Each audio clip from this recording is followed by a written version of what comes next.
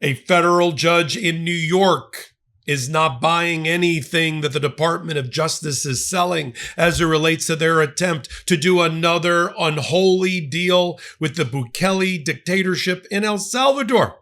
Because remember that MS-13 gang that for years, from the Biden administration to the Trump administration, Department of Justice is investigating how MS-13, a narco-terrorist gang, became a predatory war invader of the United States. It's one of the grounds of the Alien Enemies Act being invoked by Donald Trump. Remember all of that?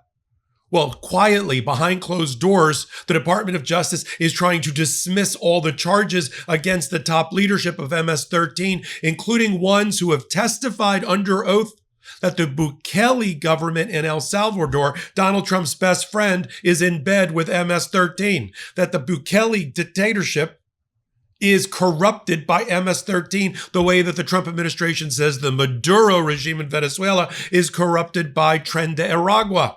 And now, suddenly, because El Salvador apparently is willing to give Donald Trump a 50% discount, I'm not making this up, on the $6 million that we spent to house other human beings in a maximum security prison in El Salvador, for a 50% discount, we're suddenly going to dismiss the charges against top MS-13 leadership pending in Long Island and in other places, ship them back to the Bukele government, including all the people who gave information to the U.S. prosecutors and the task force Vulcan, that Bukele is in bed with the gang. And these people are saying, if you send me back, I'm going to be decapitated, I'm going to be killed, I'm going to be disappeared. And Judge Azraq, a former prosecutor, is holding the Department of Justice feet to the fire. She just denied their request to put everything under seal. So all of these chess pieces moving between dictatorships and the Trump administration are blocked from public view. She's not allowing that. And she wants the government by the 8th of August to give her a detailed listing as to why they're dropping the indictment, what's the trade deal they've made with Bukele in order to drop the charges against all these MS-13 leadership, its impact on the federal prosecution, because it's going to interfere with the federal prosecution, losing these top assets in return for what? What is the deal? What is the illegal deal is what Judge Azraq is trying to get to the bottom of. I'll get to the bottom of it right here on Legal AF. A little covered story you remember about 2 months ago, because every time the Trump administration wants to justify their inhumane deportation and removal policies, where they're chasing other human beings without due process through the streets, through churches and schools and farms and factories, making these 3,000 arrests a week, using stun guns, putting children in handcuffs, loading them into the back of vans, hoping nobody will notice. They always say, we're getting criminals and murderers and pedophiles off the streets. And if you're opposed to that, you must be a pedophile supporter. Okay. Pam Bondi makes a big thing out of going to Virginia because she wants to embarrass the senator there who's trying to get Abrego Garcia out of El Salvador, and says right under his very nose, Senator Van Hollen, we have the leader of MS-13. She did a whole big fanfare, whole big press conference. You remember it? Here's the press conference. Early this morning, one of the top leaders of MS-13 was apprehended. He was the leader for the East Coast, one of the top 3 in the entire country. Right here in Virginia, living half an hour outside of Washington, D.C. He is an illegal alien from El Salvador, and he will not be living in our country much longer. He's in custody this morning. 2 weeks later, she dismissed the charges against this badass MS-13 person. And now Judge Azraq wants to know, was that part of the deal? That you're now dismissing charges? You once said they're going to stand justice in Long Island. And now you're saying, oh, sorry, we're going to get a 50% discount on our housing cost in shipping these people to El Salvador. And in return, we're going to give Bukele the people who have said Bukele is in bed with them. What do you think is going to happen to those people? Now, look, I don't know what crimes they committed, but they had an indictment against them in the United States. Shouldn't that play out? Instead, Judge Azraq also wants to get to the bottom of this other trade that just happened. I call it human trafficking.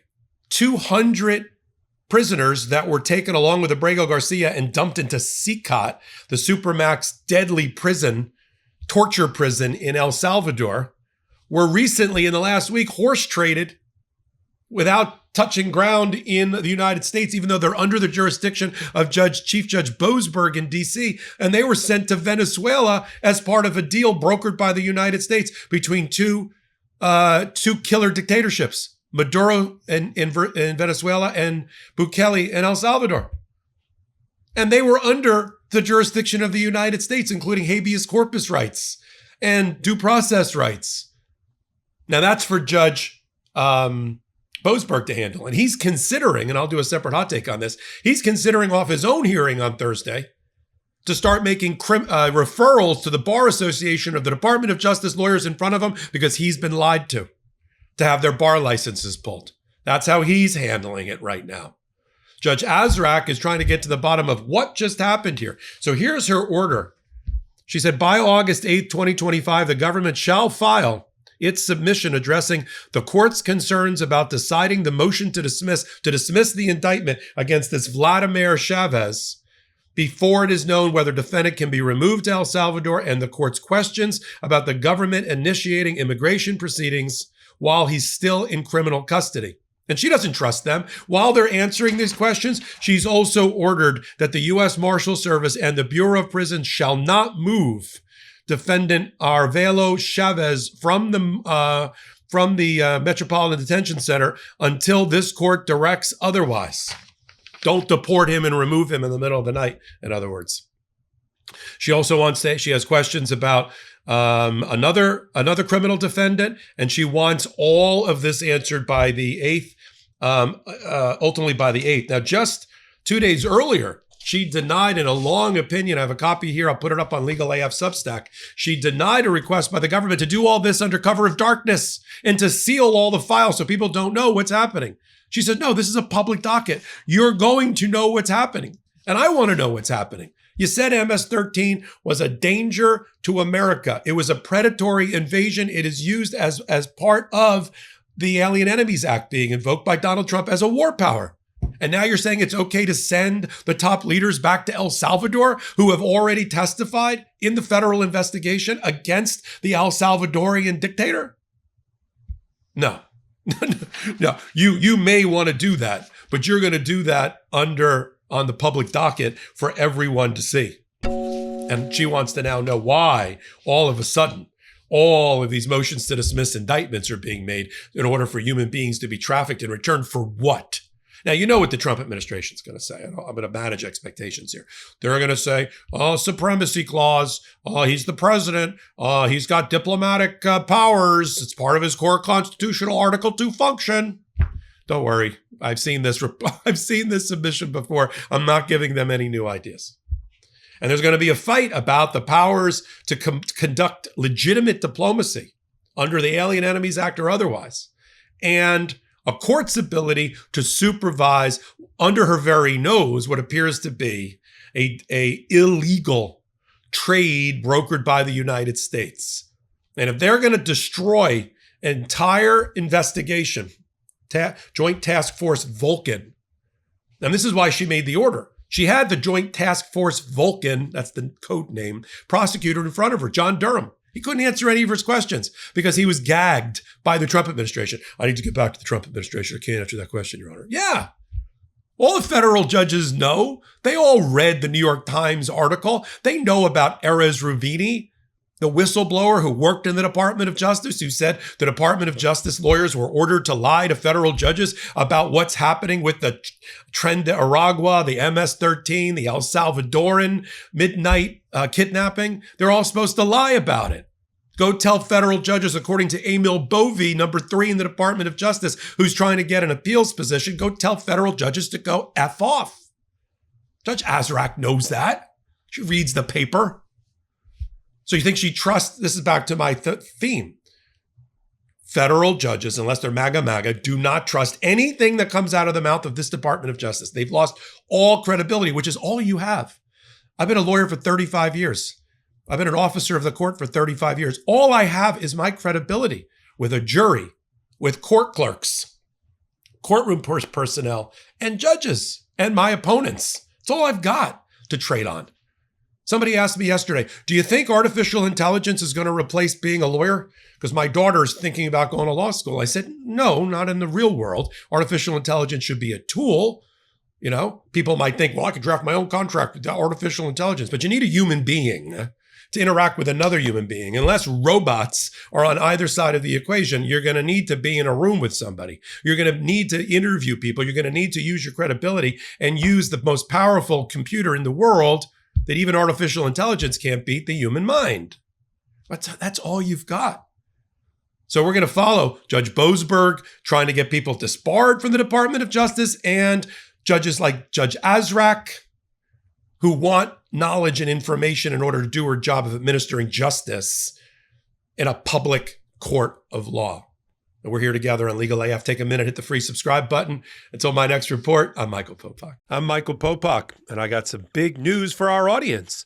Most of you know me as the co-founder of Midas Touches Legal AF and the Legal AF YouTube channel, or as a 35-year national trial lawyer. Now, building on what we started together on Legal AF, I've launched a new law firm, the Popak Firm, dedicated to obtaining justice through compassionate and zealous legal representation. At the Popak Firm, we are focused on obtaining justice for those who have been injured or damaged by a life-altering event by securing the highest dollar recoveries. I've been tirelessly fighting for justice for the last 35 years, so my own law firm organically building on my Legal AF work just feels right. And I've handpicked a team of top-tier trial fighters and settlement experts throughout all 50 states known as big auto injury attorneys who have the know-how to beat heartless insurance companies, corporations, government entities, and their attorneys.